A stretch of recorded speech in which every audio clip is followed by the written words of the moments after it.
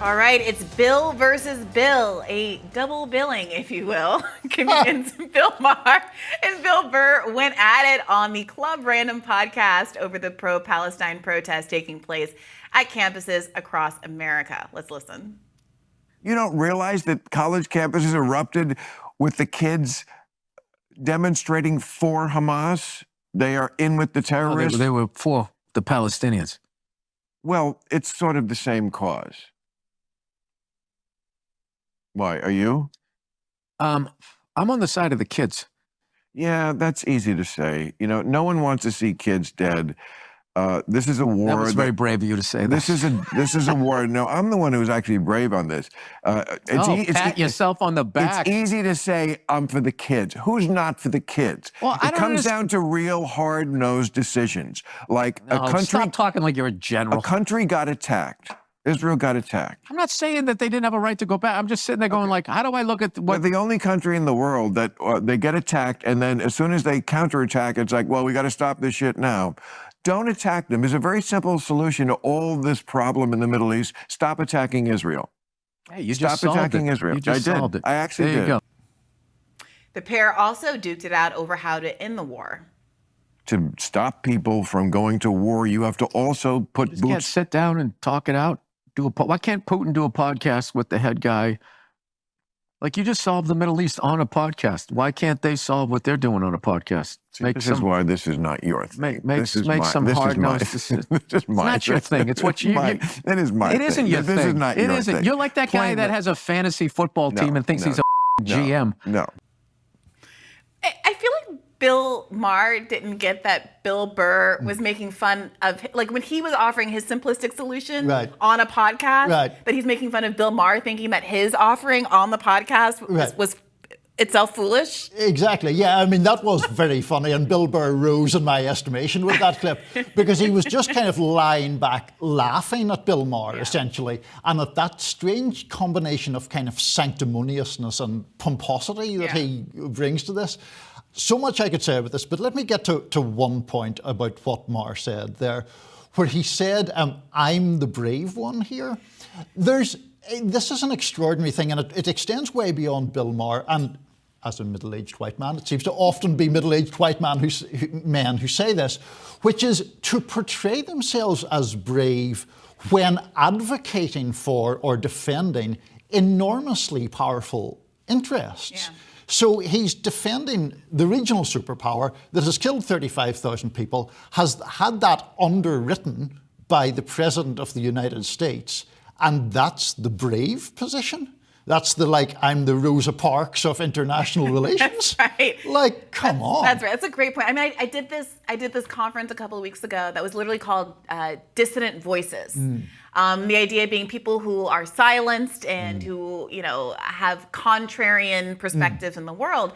And I was on an Israel-Palestine panel, and the audience was not dissident. They very much were all in line with a State Department line on this conflict. And the irony of that, I think, was completely and totally missed in the room. Now, another aspect of Bill Maher's kind of rejoinder there that I found to be particularly galling was that he says, as soon as they're attacked, they're being told they have to stop. Now, that's an argument that maybe you can get away with in October of 2023, maybe even November of 2023. But very soon, you have an incredible asymmetry, not just of deaths counted, but of time engaged in the conflict. And so Bill Barr, frankly, conceded, sure, they have a right to respond. As we've been kind of like funneled into this, does Israel have a right to defend itself kind of logical framing for the past 7 months? But even that, I feel like has started to crumble by the wayside because no one can, I think, credibly describe what's been going on as self-defense. When you're collectively punishing a population, when you're starving them, when there's famine afoot, when you have Cindy McCain arguing that the famine has to stop. This has ceased to be a sort of a simplistic, partisan, top-down, insider-outsider issue. And even people who are very sympathetic with Israel are now, polls are suggesting, are increasingly clamoring for there to be an immediate and permanent ceasefire because they simply are horrified by the humanitarian implications of what's been going on there. So in the light of all of that, Bill Maher pretending that it's as soon as they're attacked, they're being told that they can't do anything else. It's just a blatant lie. Right, and I know virtually nobody who believed or argued that Israel did not have some right to hit back after what happened on October 7th. Everyone understands that. What people don't understand is a 7-month assault, 35,000 people dead, 19,000 children orphaned, I think. You know, thousands of women and children killed. You've mentioned the mass starvation, people on the brink of famine, 80% of the population displaced. There's just this massive gulf that he doesn't acknowledge at all between right to hit back for what happened on October 7th and the killing of tens of thousands of people and all sorts of other actions that seem flagrantly in breach of international law. So to apply his argument to what has actually happened, there's just a fundamental disconnect there, I think. Yeah, and I do think that another missing piece of this conversation, and why I think there is a sort of pro-Israel, or more specifically pro-Zionist argument that relies on never having a conversation about what an end to this conflict actually looks like, right? Because they sort of allude to it there and they joke about it. Right. But if you try to drill down and say, well, what do Palestinians actually want? And you can do the two-state solution dance, which is the dance that the current administration is doing, even as it is voting to thwart recognition of Palestine as a state at the UN, right? As America has done recently. But regardless, you still have a situation where you have a state that is in Israel that is founded on the premise and determined to be an explicitly Jewish state, which requires a certain demographic balance and policies that maintain that demographic balance, which is why you hear so many Zionists say things like, well, Israel's the only democracy in the Middle East, and that's why it's so great. And look at how many Palestinians live inside Israel, and we live here peaceably. At the same time that there is really hard resistance at the idea of any of the Palestinians who have been exiled from Israel in the Nakba, who want the right of return, just like Jewish people living all over the planet have the right to return to Israel. That there's an absolute bar on that, because that would destroy the demographic balance that allows it to continue to be a Jewish state.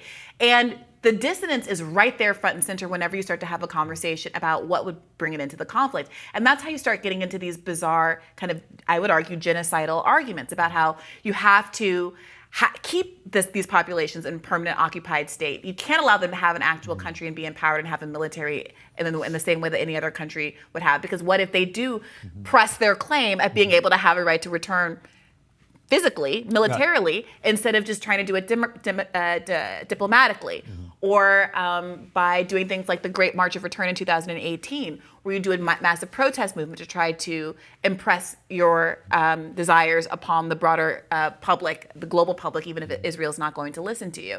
And there's that failure, that central failure to reckon with what it means, what it takes to maintain a demographic majority artificially in a predominantly Arab region of the world, is the part of the conversation that people don't want to have. Right, because it does, I think, underline that there is a fundamental instability to the state of Israel, in that it can only be protected as its founders wish it to be if you basically abrogate the rights of other people, right? So there's always this conflict. The other thing I'd say, Brie, in relation to the point that you make is, we see that pattern play out in a lot of the discussions, even not about the long-term future of Israel, but in terms of what follows this exact conflict, like who will govern Gaza? Right. That seems a question to which there isn't really any clear answer being offered. What constitutes victory in Israeli eyes, even? Do we know that? There's a march today from a right-wing group in Israel seeking the resettlement of Gaza by Israeli settlers. Is that what they're actually seeking? You know, what really are the goals here?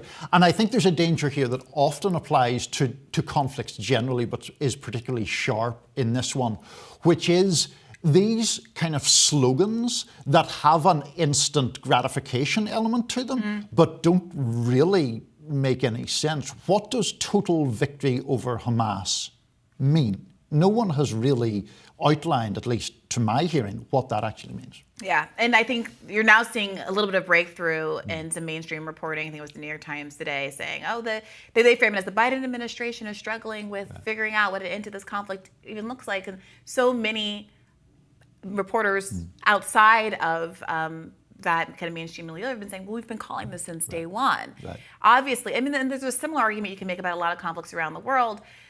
You know, the pushback that Biden got for drawing from Afghanistan, difficult withdrawal, but if you don't have a solution to how these things are going to end, when you get into them, you end up in this situation. What's the resolution in Ukraine? Has the West negotiated into this war because they thought the idea of total victory was better than actually ending the suffering that the people of Ukraine have to engage with, and they're the ones that are putting their bodies on the line, and on and on and on. So do stick around. We'll have a lot more Rising coming up for you next.